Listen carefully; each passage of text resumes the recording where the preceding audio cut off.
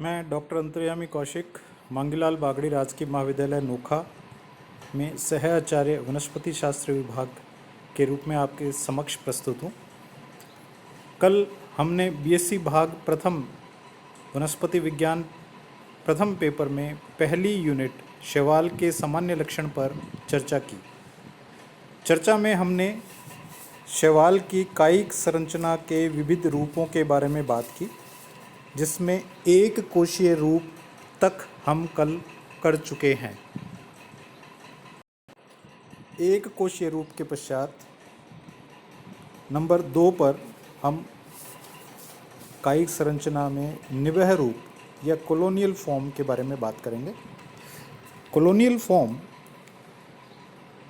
शैवाल में पाया जाने वाला ऐसा कायिक रूप है जिसमें बहुत सारी कोशिकाएं एक दूसरे के साथ एक श्लेष्मीय अधात्री यानी कि म्यूसिलेजिनस मैट्रिक्स में एक दूसरे के साथ समूह के रूप में पाई जाती हैं। ये समूह प्राय शिथिल होते हैं। कोशिकाएं खंडों में विभाजित हो सकती हैं। कोशिकाएं स्वयं अपना कार्य करती हैं।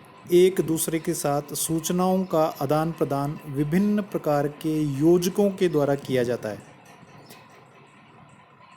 समूह में रहते हुए कोशिका अपने गुणों का नियंत्रण स्वयं करती है। कॉलोनियल रूप को हम निम्न प्रकारों में विभेदित कर सकते हैं। नंबर 1, सिनोबियल कॉलोनी या सिनोबियम।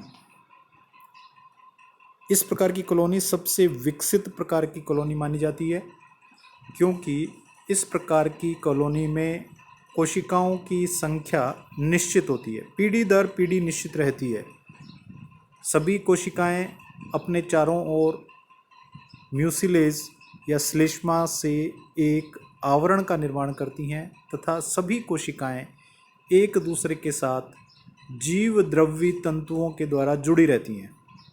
इन जीवद्रव्यी तंतुओं के द्वारा कोशिकाओं के मध्य सूचनाओं का आदान प्रदान होता है तथा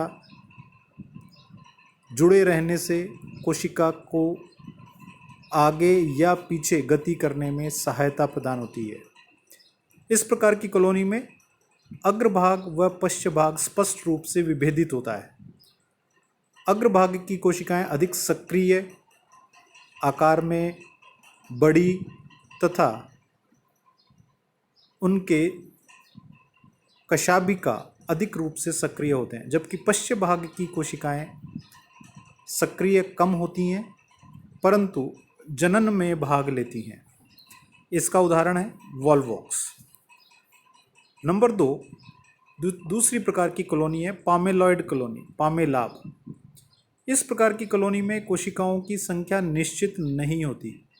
इस प्रकार की कॉलोनी का निर्माण विपरीत परिस्थितियों में होता है। विपरीत परिस्थितियां अर्थात जब तापमान व जल की मात्रा कम हो, उस समय कोशिकाएं श्लेष्मा का आवरण बना करके एकत्र हो जाती हैं तथा यह एक अनियमित प्रकार के आकार में पाई जाती है। एग्जाम्पल टेट्रास्पोरा। इस प्रकार की कॉलोनी में कोशिकाओं के आपस में संबंध अत्यधिक कम होते हैं तथा पुनः अनुकूल परिस्थितियां आने पर यह कॉलोनी टूट जाती है। तीसरी प्रकार की कॉलोनी आती है हमारे पास में वृक्षाभ या डेंड्रॉइड कॉलोनी। इस प्रकार की कॉलोनी में कोशिकाएं एक दूसरे के साथ एक सिरे पर जुड़ी रहती हैं और वृक्ष के समान शाखित संरचना का निर्माण करती हैं।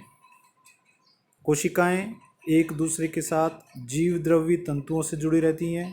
सूचनाओं का आदान प्रदान होता है तथा कोशिकाओं के मध्य भोजन का भी आदान प्रदान होता है। एग्जाम्पल हमारे पास में है क्राइसोडेंड्रॉन। चौथी प्रकार की कॉलोनी है राइजोपोडियल कॉलोनी। राइजोपोडियम यानी कि कूटपाद। जिस प्रकार अमीबा में कूटपाद का निर्माण होता है जिसके द्वारा वह गमन करता है, इस प्रकार की कॉलोनी में कोशिकाएं कूटपाद का निर्माण कर एक दूसरे के साथ जुड़ जाती हैं और उस कूटपाद के द्वारा सूचनाओं का, भोजन का आदान प्रदान होता है। इस प्रकार की कॉलोनी क्राइसोफाइसिस समूह की एक विशिष्ट लक्षण के रूप में पाई जाती है। एग्जाम्पल इसका क्राइसोडेंड्रम। तीसरी प्रकार का कायिक संरचना है जिसे हम कहते हैं फिलामेंटस फॉर्म या तंतुल अवस्था।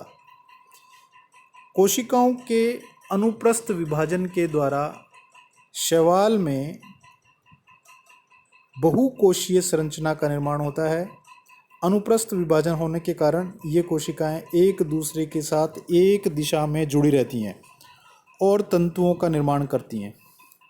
तंतु में कोशिकाएं एक या एक से अधिक पंक्तियों में हो सकती हैं तथा इन तंतुओं को निम्न दो प्रकारों में विभेदित किया जा सकता है। नंबर 1, अशाखित तंतु, अनब्रांच्ड फिलामेंट। इस प्रकार के तंतु अशाखित होते हैं। शाखा का अभाव होने के कारण ये तंतु लंबाई में अधिक होते हैं, जल में स्वतंत्र रूप से अथवा कॉलोनी के रूप में पाए जाते हैं। उदाहरण हमारे पास में यूलोथ्रिक्स या स्पाइरोगायरा इत्यादि। दूसरा हमारे पास में फिलामेंट का अवस्था है जिसे हम कहते हैं शाखित तंतु या ब्रांच्ड फिलामेंट। ब्रांच फिलामेंट को हम निम्न 3 प्रकारों में विभेदित कर सकते हैं। नंबर 1, सिंपल या साधारण या सरल तंतु। इस प्रकार के तंतु पर एक आधारीय कोशिका पाई जाती है जिसे बेसल सेल कहते हैं तथा शेष सभी कोशिकाएं उसके साथ जुड़ी रहती हैं। अनुप्रस्थ विभाजन के कारण इस प्रकार के तंतु का निर्माण होता है तथा शाखाओं में पार्श्वीय विभाजन के कारण इस प्रकार के तंतु में शाखाएं उत्पन्न हो जाती हैं। Example Cladophora. नंबर 2, विषम तंतुक या हेटेरोट्राइकस। विषम तंतु में 2 या 2 से अधिक प्रकार के तंतु पाए जाते हैं। सामान्यतया शैवाल में 2 प्रकार के तंतु हैं जिन्हें हम श्यान या प्रोस्ट्रेट तंतु तथा इरेक्ट या ऊर्ध्वशीर्षी तंतु में विभेदित कर सकते हैं। श्यान तंतु वे तंतु हैं जो आधार के समानांतर पाए जाते हैं। इनका कार्य शैवाल को आधार के साथ जोड़ना तथा भोजन व जल का अवशोषण करना है, जबकि इरेक्ट या ऊर्ध्व तंतु जनन का कार्य करते हैं और कायिक वृद्धि का कार्य करते हैं। उदाहरण एक्टोकार्पस। तीसरी प्रकार का तंतुल रूप आता है आभासी मृदुतकीय सूडो पैरेन्काइमेटस तंतु। इस प्रकार के तंतुल कायिक संरचना में एक या एक से अधिक केंद्रीय तंतु होते हैं तथा उनके चारों ओर मृदु ऊतक के रूप में पैरेन्काइमा के रूप में बहुत सारे तंतु पाए जाते हैं। ये तंतु बहुतंतु की संरचना का निर्माण करते हैं।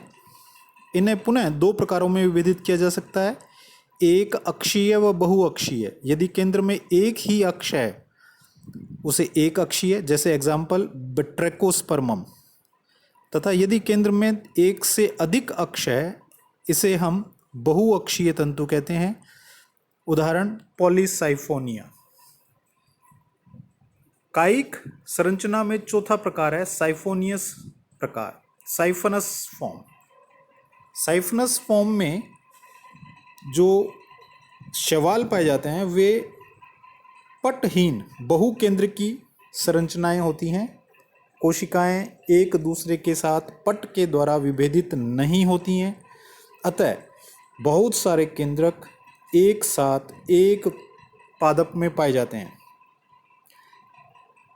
पट न होने के कारण शैवाल का आकार नलिका के समान हो जाता है, अतः इन्हें नलिकाकार शैवाल भी कहते हैं। पट का निर्माण जननांगों के निर्माण के समय होता है, अर्थात जब जनन होता है, नर व मादा जननांग बनते हैं, उस समय उनके आधार पर पट का निर्माण होता है और वे मुख्य शाखा से अलग हो जाते हैं। इसे साइफनस रूप कहते हैं। उदाहरण हमारे पास में वोउचेरिया। पांचवा प्रकार है पैरेन्काइमेटस रूप, मृदु उत्कीय रूप, पैरेन्काइमेटस फॉर्म। इस प्रकार में शैवाल में तंतु कोशिकाएं दो या दो से अधिक तलों में विभेदित होती हैं और कोशिकाएं एक दूसरे से पृथक न होने के कारण एक बहुकोशीय औतकी संरचना बन जाती है जो कि मृदु ऊतक के समान दिखाई देती है। क्योंकि यह सत्य मृदु ऊतक या ट्रू पैरेन्काइमा नहीं है, अतः इसे पैरेन्काइमेटस या मृदु ऊतकीय रूप कहा जाता है, लेकिन आभासी शब्द इसके लिए उपयोग में लिया जाता है। इस प्रकार के शैवाल आकार आकृति में अत्यधिक बड़े व फैले हुए होते हैं। उदाहरण सर्गासम। आज हमने शैवाल के कायिक संरचना के विविध रूप के बारे में पढ़ा। शेष अगले लेक्चर में। लो साहब।